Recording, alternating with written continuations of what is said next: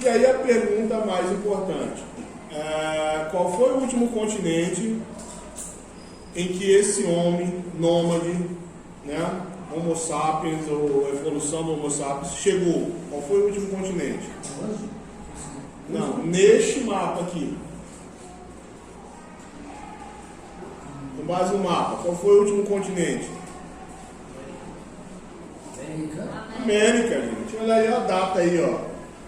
12 mil anos. Ô tio, tá virado, tipo, o Brasil não é pra cá. A disposição, como o mapa é uma esfera, então qualquer ponto que você botar pode.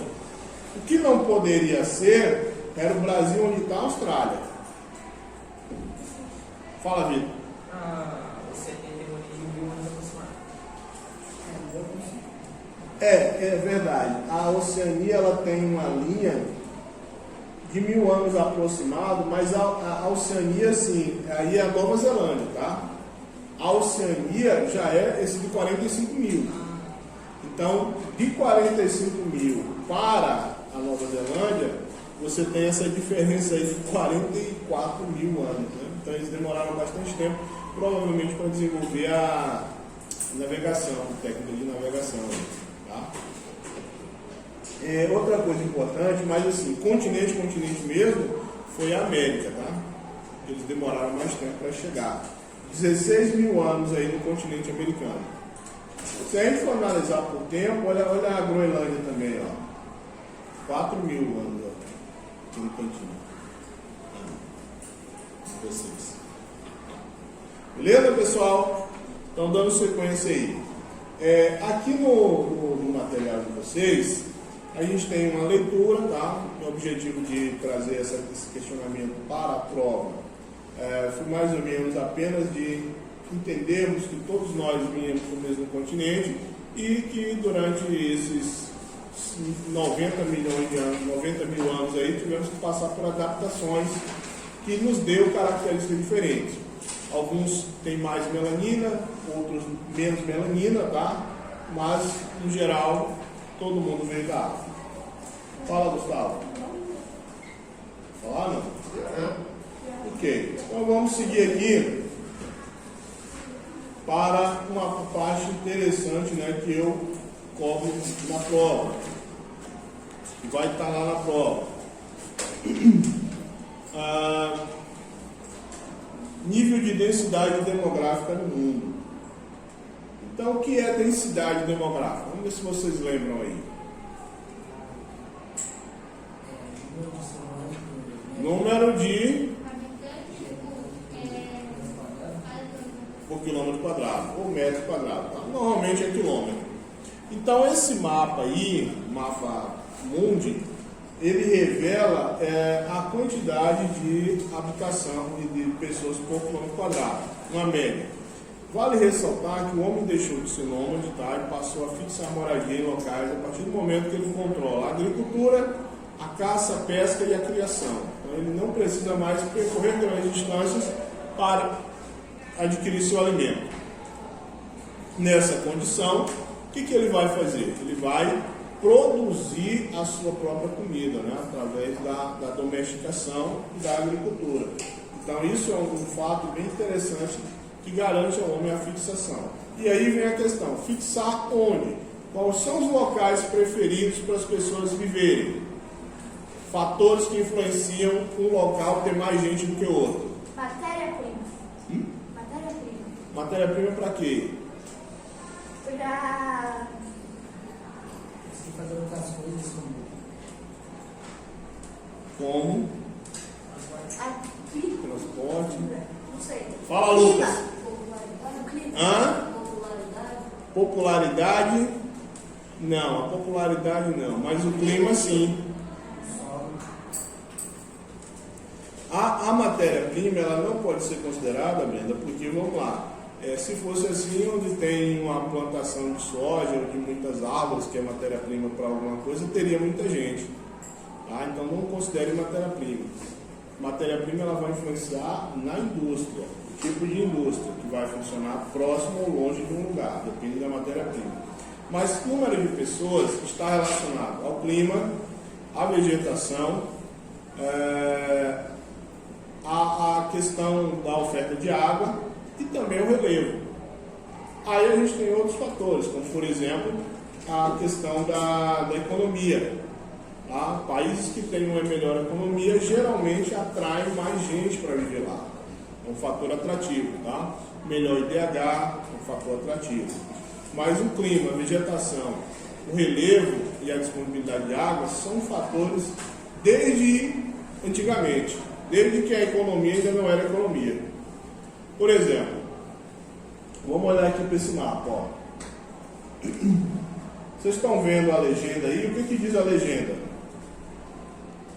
Nível de densidade demográfica de habitantes por quilômetro quadrado. Densidade demográfica e população relativa é a mesma coisa, beleza? A coloração aí, diz o que, Brenda? Baixo e alto. Os níveis, Nível Mais de claro, população Quanto mais escuro, maior. mais gente, né? Então, observem que tem muitos lugares aí que está muito claro. Branquinho, né? Na Oceania. Beleza. Quais fatores vocês acham que estão influenciando aí para esses lugares ter pouca gente? Localização. Não, pera. Não, o tamanho do território. Economia. Não? Clima, gente.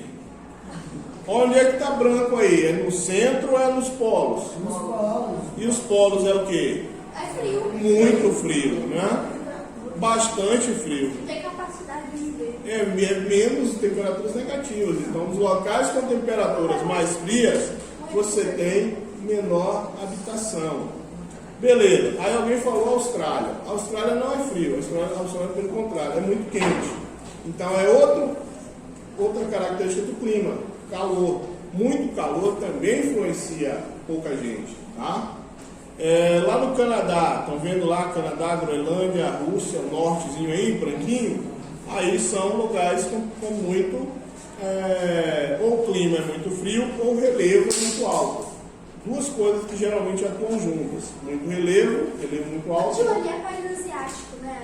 Onde estava concentrado mais. Onde você tem mais concentração, aí nós temos a Índia e a China, basicamente, mas o Japão também está ali, com populações altas, né? Paquistão, Indonésia, vários países menores, e a gente tem lá na Europa algumas manchas mais escuras. Ali representam, por exemplo, países como a Alemanha, Reino Unido, França, Bélgica, tá? Com populações mais elevadas. Na América do Sul, destaque para o México, Estados Unidos, Brasil, no litoral, tá? Porque o Brasil, na parte mais branquinha aí, vai corresponder à Amazônia, então é um outro fator limitante. Muita floresta, vegetação, clima, relevo, são geralmente e sempre foram fatores determinantes. Aí o povo aqui para baixo da gente, um pouquinho para baixo da gente, é o quê? Eu não sei. Rio de Janeiro. Rio de Janeiro. Rio de Janeiro. Se for ali no trópico de Capricórnio, São Paulo, Rio de Janeiro. Outra coisa importante, gente, é muita gente se estabeleceu, muitos habitantes da época deixando de ser nômades, se estabeleceram no litoral e próximo ao leito dos rios, tá? Próximo aos rios, pela facilidade de obtenção de água. Beleza? Ô tio, Oi. ali tem o Brasil, né? Não tem aquela bolinha branca ali no meio? Essa daí é que país assim? Aí é o Paraguai. Ah, tá. Paraguai, deixa eu ver se eu vou confirmar aqui. É o Paraguai. E o outro do lado é a Bolívia. Mais em cima. Bom, gente, vamos dar um salto aí agora e vamos para Constituição e Organização Política dos países. Aí vai estar na prova, tá? Muita coisa. E eu desde já vou avisando. Estudem bastante, porque na prova de substituição Não é difícil. Só que o professor está falando de tá, eu vou fazê-la, mas não é só mais difícil, é muito difícil. Tá? A substituição. Aquela parte, chegou lá no alto. Vai ter essa prova? Qual é a página? Lê pra mim aí. Ah, não. Aquela cona roxa. Não, ali já é para V2. Por isso que eu não fiz questão de ler aqui hoje. Como lá a gente vai ter aula amanhã, eu vou fazer o que eu estou fazendo hoje aqui, eu vou fazer lá. Então vamos lá. Dando sequência aí, meninas e meninos, formação do país é praticamente assim. Se eu estudar da página 9, eu não vou dizer isso, eu não estou dizendo isso, tá, gente? Não sou eu que estou dizendo. Se eu estudar da página 9 até a página 23, professor, eu tenho chance de tirar quanto? Se acertar todas as questões, tenho chance de tirar mais de 7. Obrigada.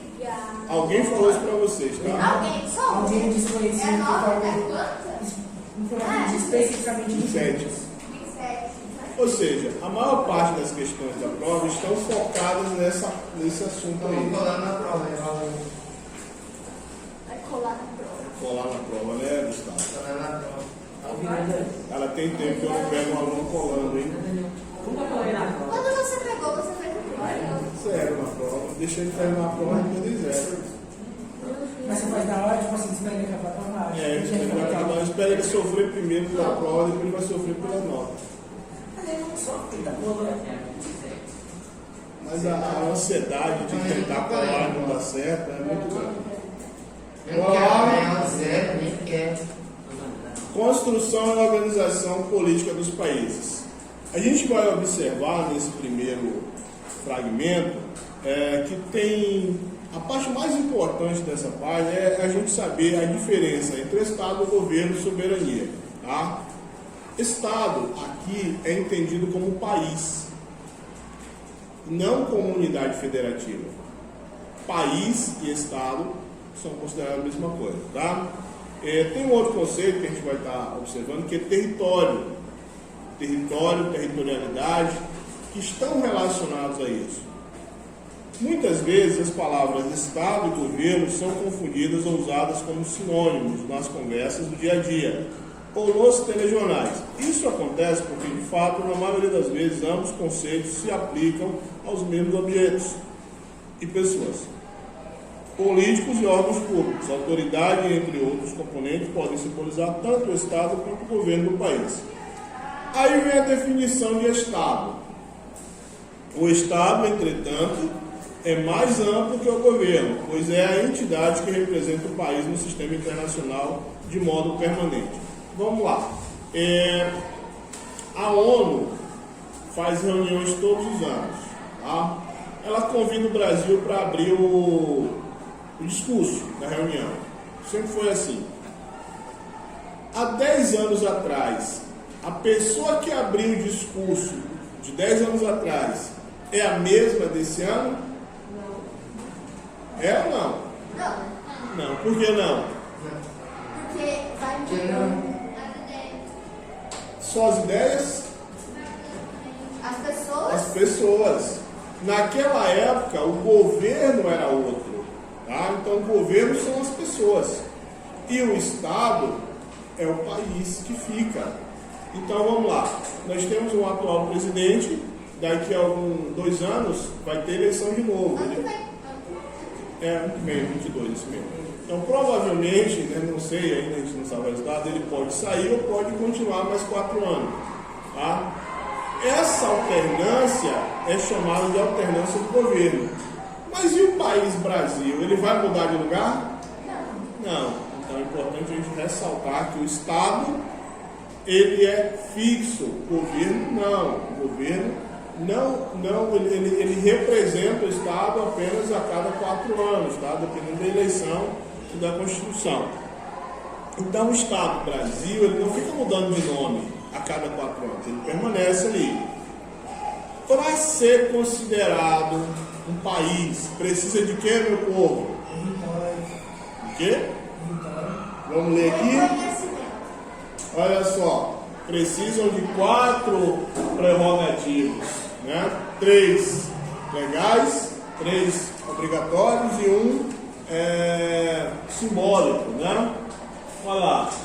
Para o Estado ser considerado como tal, é necessário cumprir 4 condições jurídicas, ou 3 elementos básicos, materiais e um simbólico. Quais são eles? Governo que efetivo. Governo são as pessoas que mandam o país e são reconhecidas pelo povo. Eu tirei Inglaterra. Isso lá é. Lá, a rainha e o rei são governantes também? Tipo presidente? Não, a gente vai falar na história sobre isso, tá? Guarda a pergunta aí que a gente vai fazer. Não são mais simbólicos? A gente vai falar na instante sobre isso. Guardem a pergunta para a gente não confundir aqui. Então, pessoal, vamos lá. Para ser considerado um país, precisa de quê? Ter um governo efetivo.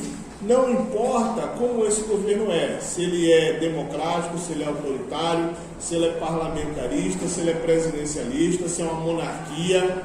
Não importa. Teve governo, já é um pré-requisito. Território delimitado por fronteiras bem definidas e reconhecidas. Então, ali você tem um território, né, que tem uma fronteira cercando aquele território, que você sabe que ali tem um governo. Então, você respeita aquilo ali. Tem leis. População estável que reconhece o governo e obedece a ele, isto é, as leis que ele estabelece. Então, existem leis que governam aquele território e você respeita essas leis. Tá? Não tem penalidade. E aí tem o elemento simbólico, que é o reconhecimento, a soberania dos outros territórios vizinhos. Então, Brasil está aqui de um lado, do outro lado tem o Paraguai. O Brasil não pode criar leis que influenciem o que atuam dentro do território paraguaio. Não pode, tá? Está desrespeitando a soberania. Suponhamos que o Paraguai crie uma lei.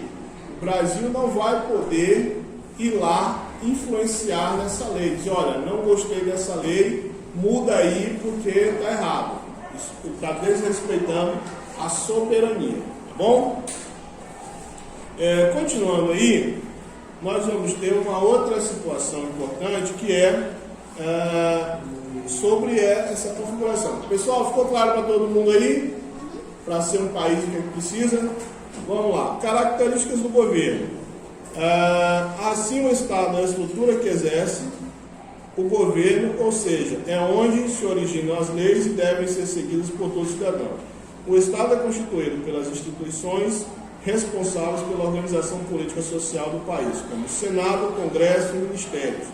O país, o Estado, ele tem essas instituições. E quem ocupa essas instituições são o governo. O presidente é Estado ou governo?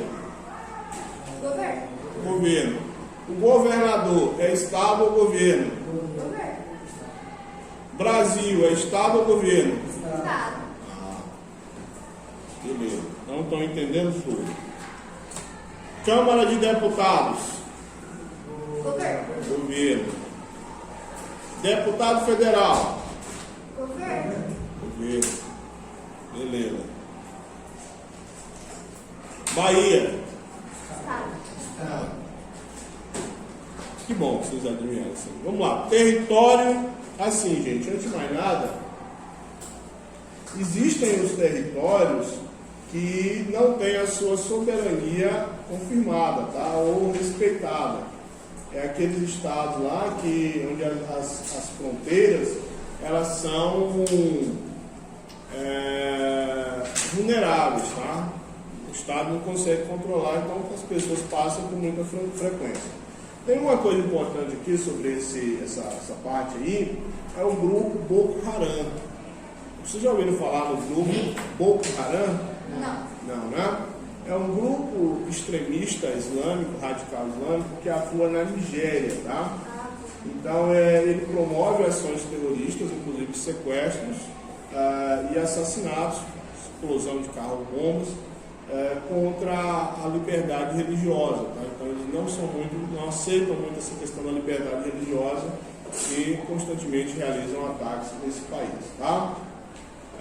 Estados que apresentam governos frágeis podem ter capacidade de gerir 5% do seu território, seja por guerra civil, como no caso da Síria, na década de 2010, e na região do leste da Ucrânia, são exemplos aí onde o Estado ele não consegue gerir todo o seu território por conta dos conflitos internos. Beleza? Seguindo aqui. Território e fronteira. O que é isso aí? Lê para mim, Brenda. Território é o espaço. Achei. Território é o espaço geográfico ocupado por um povo ou um grupo social que exerce poder e controle sobre ele. Ocorre em diferentes contextos de áreas demarcadas, reservas indígenas, zonas urbanas, controladas por grupos de criminosos, terras comunitárias determinadas por grupos, entre outros. No caso de um país, seu território é o espaço geográfico dentro do qual o Estado governa e exerce a autoridade limitada pelas fronteiras nacionais. Essas definem os territórios servem para distinguir as áreas de ocupação ou posse de um país. Os mapas políticos representam justamente os territórios nacionais de diversos países com suas fronteiras. Ok, então a gente percebe aí, né, claramente quais são qual é a definição de fronteira. E às vezes essa fronteira ela é muito bem protegida, ela é militarizada, ela tem postos de controle para garantir a soberania do país ou do Estado. No caso de um país, seu território é o espaço geográfico dentro do qual o Estado governa e exerce autoridade. Ou seja, o Estado, o governo, ele não vai exercer sua autoridade fora daquele espaço. Tá? Não sei se vocês já ouviram falar, talvez sim, muitos filmes de policial, filme de gênero policial, nos Estados Unidos, o criminoso querendo fugir para o México. Quando ele passa a fronteira, a polícia para de perseguir. É porque ali a polícia perde a autoridade, né, para entrar no outro país e prender o criminoso. Então, é mais ou menos essa característica aí que a gente vai analisar. Gente, alguma dúvida sobre o que é território? Não. Só falando outra coisa sobre o território. Ele pode ser legal e pode ser ilegal, tá? Quando que o território é legal? Quando ele é constituído por lei. Quando ele é ilegal? Quando ele é utilizado de forma a exercer o poder por uma comunidade, um grupo, mas esse poder é um poder ilegal. Por exemplo, um bairro ali, aqui em Luiz Eduardo, onde o comando, uma facção, vende drogas. Aí vem uma outra facção de outro bairro e vai vender droga lá. Vai dar conflito, vai ter briga. Perante a lei, essas duas facções podem usar esse espaço para isso? Não. A lei reconhece que aquele bairro ali é daquela facção? Não. Então é crime. Mas a gente sabe que existe. Então é uma espécie de territorialidade exercida pela força do poder ilegal. Tá? Fala, Lúcio. É tipo a Cracolândia? Sim. A Cracolândia ela é um pouco mais complicado, porque a Cracolândia é mais um local de consumo, né? Lógico que vende, você quase não vê conflitos ali entre grupos de venda de droga, mais de usuário mesmo. Mas, por exemplo, as favelas no Rio de Janeiro, tem muitas favelas lá que um grupo comanda e o outro vai entrar lá e dá conflito, né? Vai tomar o poder à força. Para o Estado, tudo aquilo ali é legal.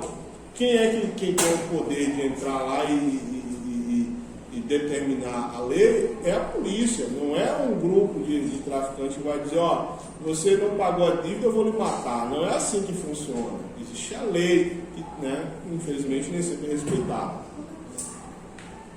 Ninguém pode, se você for matar uma pessoa porque ela deixou de pagar a sua dívida, você está cometendo um crime de homicídio. Então não é legal, não há legalidade em você cobrar dessa forma. Tá? População, povo e nação. Vamos seguir aí? Pode sim, minha querida. A população do país corresponde basicamente ao total do município, isto é, aos cidadãos do Estado, e a como se formam como superiores de determinada população compartilha entre si idiomas, mas territoriais, costumes e valores. São culturas de identidade mais ou menos comum. A identidade entre os quais mudamos não de massa, mas nações confudas não correspondem necessariamente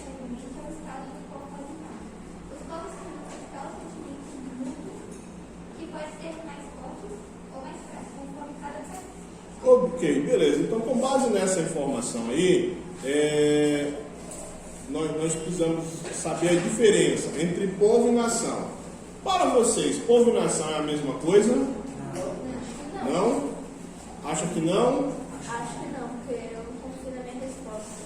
Mas, mais para não do que para sim. Certo. Povo e nação são a mesma coisa. E população? População é diferente, tá? Então, povo e nação, o texto ele diz aqui, ó, já um povo se forma quando indivíduos de determinada população compartilham entre si um idioma, uma série de hábitos, costumes, valores, enfim, uma cultura e uma identidade mais ou menos comum. Então, para ser povo e nação, você tem que ter uma identidade, tá? Igualitária. Mas há casos em que esse povo, essa nação, eles não estão exclusivamente dentro do território, de um só território. Eles podem estar em vários territórios ali. Nós temos como exemplo os índios Yanomamis no Brasil. Eles estão na Amazônia, na grande floresta amazônica, que não corresponde somente ao Brasil. A floresta amazônica ela está presente em outros territórios. E esses índios Yanomamis, eles estão também entre esses outros territórios ali na fronteira. Amazônia, Venezuela, Colômbia, Guiana Francesa, tá? E Bolívia, pouco menos, mas Peru, né? E ali eles estão, naquela região. Então você tem registros dessa nação, desse povo, além do seu território. Agora, a população, ela diz respeito a todos os indivíduos dentro do território. Não importa se eles têm a mesma identidade, mas está dentro do território, é população. Perceberam aí a diferença da população e da nação? Ok. A essa identidade entre os povos damos o nome de nação. Ou seja, a nação é a identidade, tá, de um povo. Por isso que a gente costuma dizer que povo e nação são a mesma coisa. Já a população é diferente. As nações, contudo, não correspondem necessariamente ao Estado, ou seja, elas não estão somente dentro daquele país, ao qual fazem parte os povos que nutrem tal sentimento mútuo que pode ser mais forte ou mais fraco, dependendo do país. Então, muitas das vezes, o sentimento de pertencimento ele ultrapassa a fronteira. Um grande exemplo disso são os curdos, tá? Maior nação do mundo sem território. Estão ali abrigados. E aí, bom dia, querido. Posso entregar aqui rapidinho? Sim. Qual é dessa sala? Otávio? Não. A Luísa Souza. A Gabriela. Davi. E a Esther é outra sala, Davi Rodrigues. A Esther aqui não. Mentira!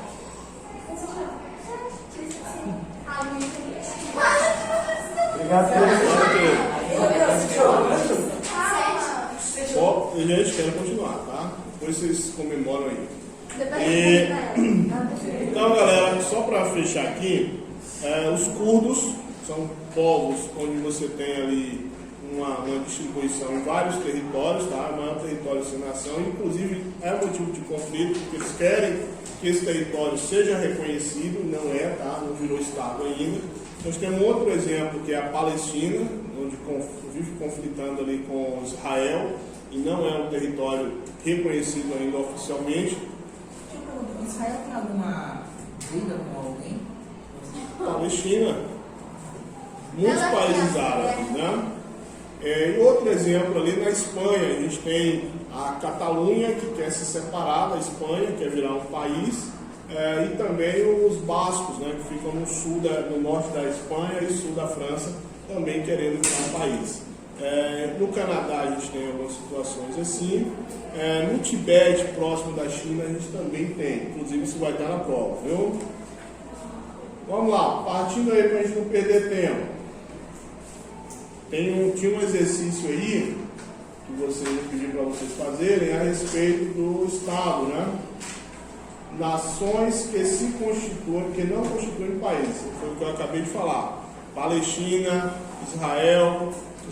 Palestina, Tibete, os curdos e a Catalunha, né? São alguns exemplos aí. Depois vocês olham aí no material de apoio. Olhem isso no material de apoio que eu tirei a questão daí. Não fazer se organiza, né? Já fizemos, Gustavo. Você não estava vindo, né?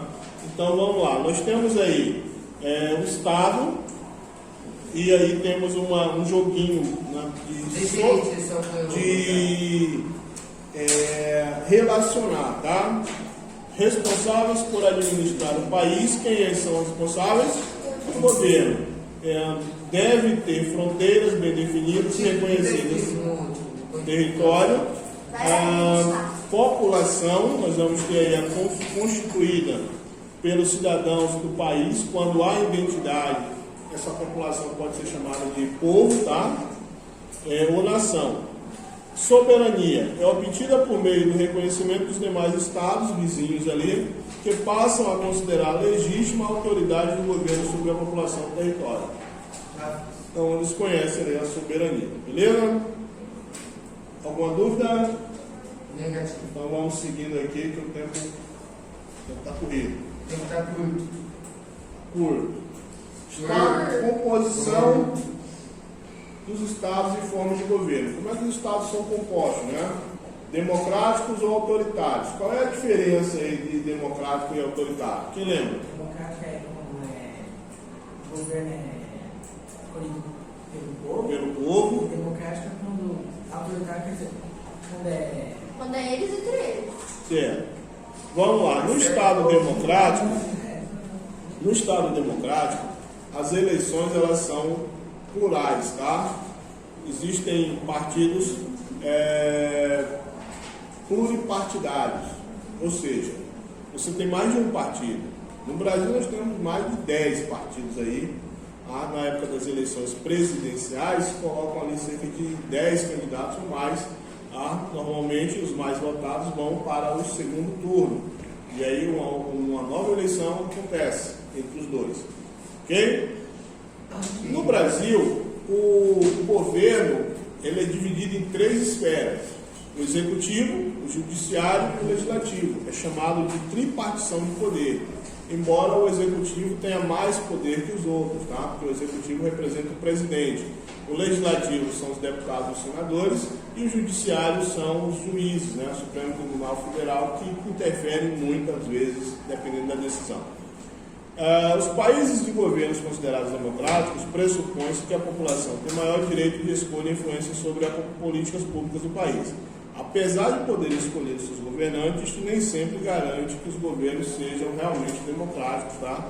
E representem bem o povo. Uma coisa importante no democrático é que as eleições acontecem de forma rotativa. Então o governo ele fica 4 anos, podendo ser reeleito por mais 4 e depois não tem reeleição.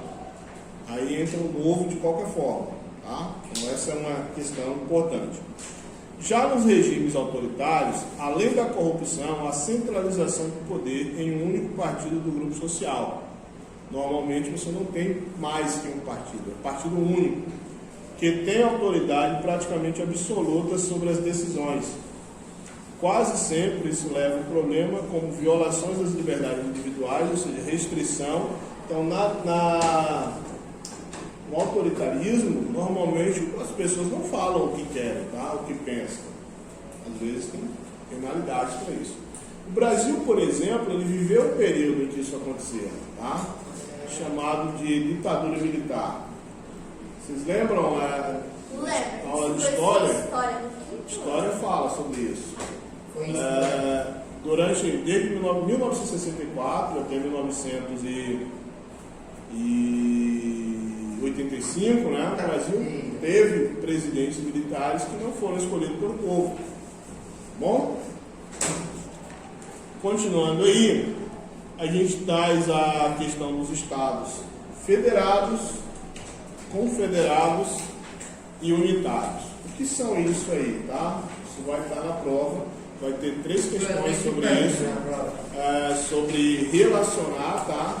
Relacionar um exemplo com isso aí, e também forma de governo. Então, muita atenção para isso. Estados unitários e federados. Estados unitários são aqueles como Uruguai ou França, que tem apenas um poder central. Ou seja, não existe governadores, não existe estados, unidade federativa. Existe apenas um país único governado por uma só pessoa, o presidente. Sem ser dividido em unidade federativa. Já os federados, como é o caso do Brasil e dos Estados Unidos, são aqueles que constituem o sistema federado de estados ou províncias. Na Argentina e na Espanha, que são províncias, e tem o mesmo efeito que um estado, unidade federativa. Tá? Os confederados são aqueles onde os estados que compõem aquele grupo têm muita autonomia, tá? Tem muita mesmo autonomia, quase se tornando até países independentes em alguns momentos. Um exemplo de confederado aí é no Reino Unido, né? Se vocês olharem aí na página 15, nós temos aí a Inglaterra, que é um só país, a Grã-Bretanha, que é a maior ilha, né? Reunindo 3 países, e o Reino Unido, que reúne os 3 países mais um. Esses aí têm muita autonomia, são exemplos de estados confederados. Beleza? Monarquias e repúblicas. Gabriela, como é que está aí a revisão? Está dando para extrair alguma coisa? Até a página. Vamos lá. Monarquias e repúblicas. Qual é a diferença entre monarquia e república? Monarquia é príncipe, princesa, rei, rainha. E república é presidente. Vamos lá. Inferno. Vocês deram alguns exemplos, tá? Mas não explicaram como. Eu vou falar, tem que dar certo, não sei se vai dar certo. Fala, Julie, Yasmin. Tipo, a Inglaterra. A Inglaterra tem a Rainha Elizabeth e ela, tipo, ela representa a Inglaterra. E lá na Inglaterra tem o presidente? Não. Tem? Isso. E ele, tipo, Vamos lá. comanda e tal. Deixa eu lhe explicar aqui uma coisa, que o livro não traz essa explicação. A monarquia, ela funciona de 2 formas. Monarquia absoluta e monarquia parlamentar. Assim como existe a república presidencialista e a parlamentarista. Só que com uma diferença. Na monarquia, ninguém escolhe o rei. Ninguém vota no rei, ou na rainha, ou no príncipe, tá? Não tem eleição para eles. Se a monarquia for absoluta, o rei manda em tudo, ou a rainha. Se ela for parlamentarista, você tem um primeiro-ministro, que é o caso das monarquias atuais. Na França, na Espanha, na Alemanha, no Reino Unido. Tem a figura Na França tem? Eu não sabia. Ameaçando a Inglaterra. Não, tem muitos países da Europa ainda tem a figura do monarca, tá? Só que esses monarcas na Espanha, eles são na Europa, são apenas simbólicos, tá? Eles não resolvem quase nada. Eles são apenas chefe de Estado. Eles não são chefe de governo. Chefe de governo governa. Chefe de Estado representa. Então, as monarquias da Europa, elas são monarquias parlamentaristas. Você tem um parlamento que elege o primeiro-ministro que governa ali junto com os outros ministros do país, certo? Então tá errado? Não, está errado não. É só estou complementando porque assim, na Arábia Saudita e em vários países do Oriente Médio, você tem a monarquia absolutista ainda, onde você não tem a figura de primeiro-ministro. O rei, o imperador, o sheik lá, ele manda em tudo. Tá? Na África também, você tem muitas monarquias que são absolutistas. Os Emirados Árabes Unidos. Lá é monarquia. Tá? É monarquia. Príncipe Abdullah que manda em tudo lá. Príncipe da? Abdullah. Vai ter um nome feio assim lá longe. Bora lá. Abdullah. Ó, rei do Butão, imperador do Japão e rei da Suazilândia. Todos esses aí correspondem à monarquia, tá? Vamos lá. Aí a gente tem, dentro desse sistema, né, as repúblicas, está aí na página seguinte, as repúblicas são caracterizadas pela alternância do poder por meio de rotatividade dos líderes entre as instituições. Então, na república você tem rotatividade. Na monarquia você tem o rei morrendo e o príncipe assumindo o poder. Tá?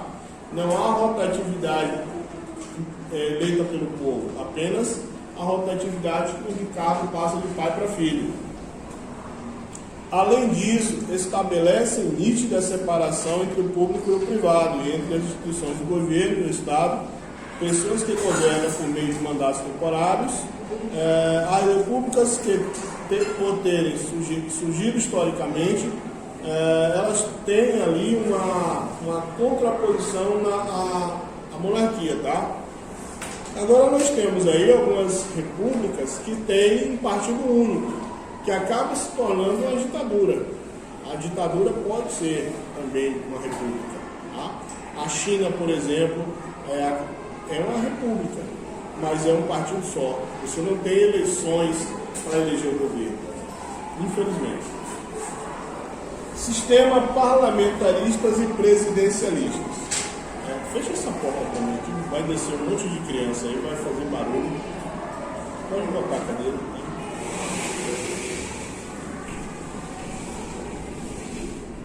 Brenda, como é que tá aqui?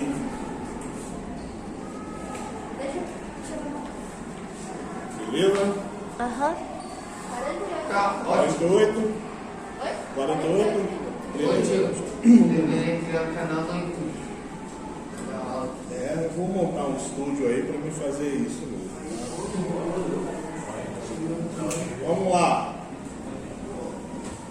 Pessoas falando bobagem, estão ganhando dinheiro, por que eu vou falar coisa séria e não posso ganhar?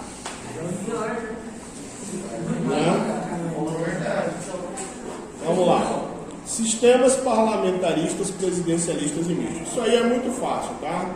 É a gente identificar aqui, por exemplo, onde tem monarquia, você pode ter parlamento e presidencialista. Tá? Normalmente é parlamento. Qual é a diferença então, professor? É o chefe de Estado. O chefe de Estado e chefe de governo. No sistema parlamentarista, o chefe de Estado é o rei, ou a rainha, ou o imperador, tá? E o chefe de governo é o primeiro-ministro ou a chanceler. Já no sistema presidencialista, o chefe de governo e o chefe de Estado são a mesma pessoa, têm os mesmos poderes, tá? Só que com uma diferença. No presidencialismo, esse chefe de Estado é eleito. Professor, e na monarquia, se a monarquia for uma espécie de ditadura, o chefe de Estado não é eleito. Tá?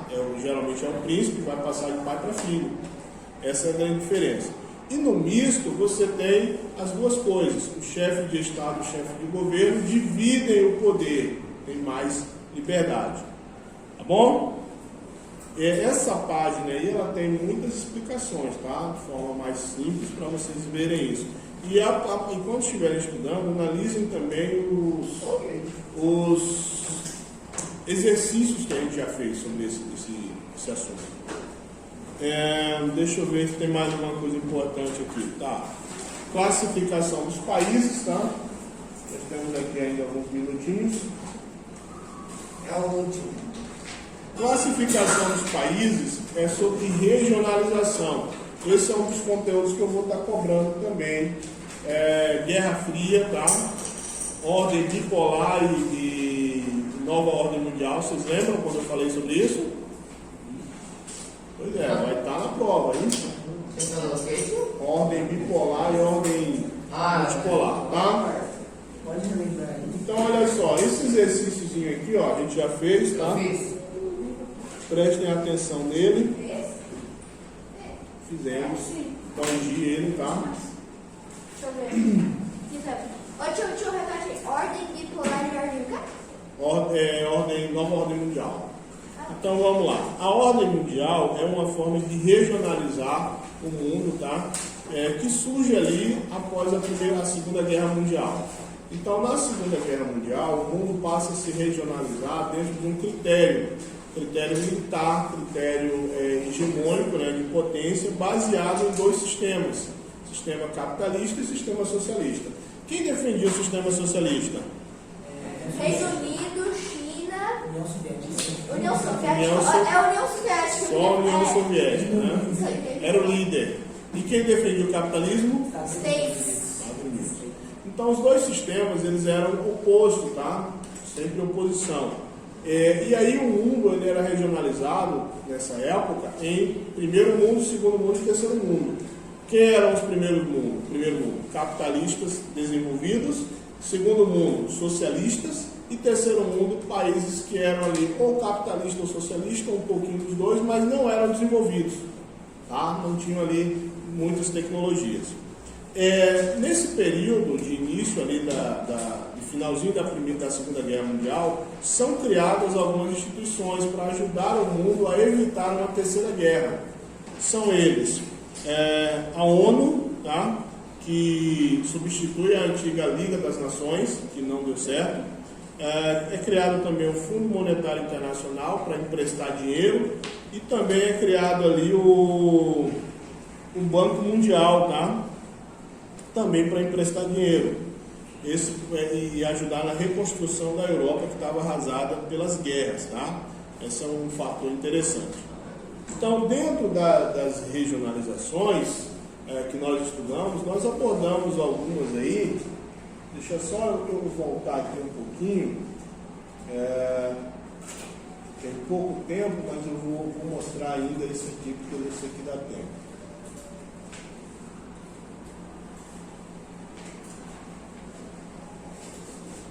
Cadê aqui? Sobre regionalização, que nós trabalhamos aqui em sala.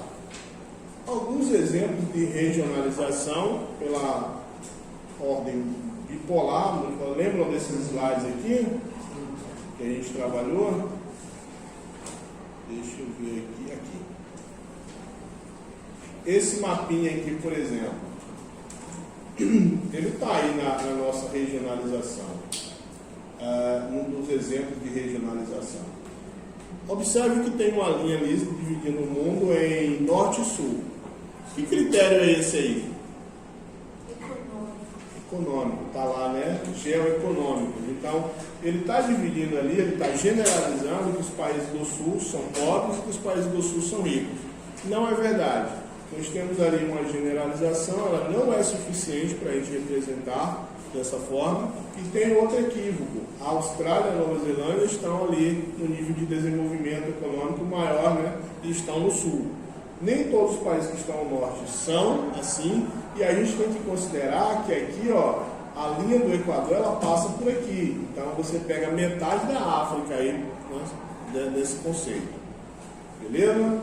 Essa regionalização ali não é mais suficiente. Quais são as outras? Essa daqui, que está aí no material de vocês. Que regionalização é essa? Qual é o critério aí? Desenvolvimento. Então, é levado em consideração em alguns aspectos para desenvolver isso aí. Outra forma de regionalizar um continente, aspecto cultural e aspecto histórico, né? Que cultural acaba sendo a mesma coisa. Mas você tem que ter cuidado aí, que parece que tem uma questão na prova sobre isso, que o aspecto cultural e histórico se confundem, tá? Acabam sendo a mesma coisa. A América anglo-saxônica e a América latina, ele não está respeitando ali as divisões geográficas relacionadas ao aspecto natural. Já nesse outro aqui, ó, continente é sempre aspecto natural. Subcontinente América do Norte, subcontinente América Central e subcontinente América do Sul. Beleza? A ordem bipolar e multipolar, que a gente já acabou de falar, né? Critério dos 3 primeiros mundos. Primeiro mundo, segundo mundo. Atualmente essa ordem pode ser utilizada, pessoal? Por que não?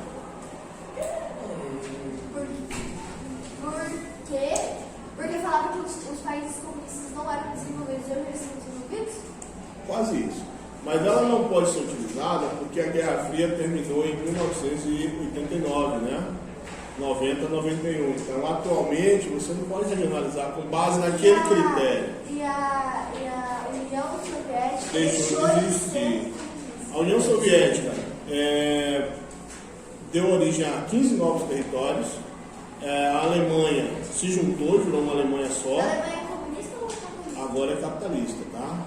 Sim, Mas ela era metade naquela época. E o Muro de Berlim também é outro exemplo, tá? Não sei se eu pergunto isso, mas vai que eu pergunte. Beleza? Então, para a gente fechar aqui, deixa eu ver se tem alguma coisa mais interessante. Países centrais e periféricos é um critério econômico, né, sobre influência. E aqui a gente tem a nova ordem mundial, áreas de influência. Você tem países que influenciam mais os outros por causa da tecnologia e não necessariamente só por conta das questões militares. Tá? Essa é uma das regionalizações mais utilizadas atualmente. Essa aqui, por exemplo, não pode ser mais utilizada, né? Expliquei para vocês por quê. E hoje, o que a gente utiliza de fato para classificar se um país é ou não desenvolvido é o IDH. Tá? Classificação econômica e FINASH.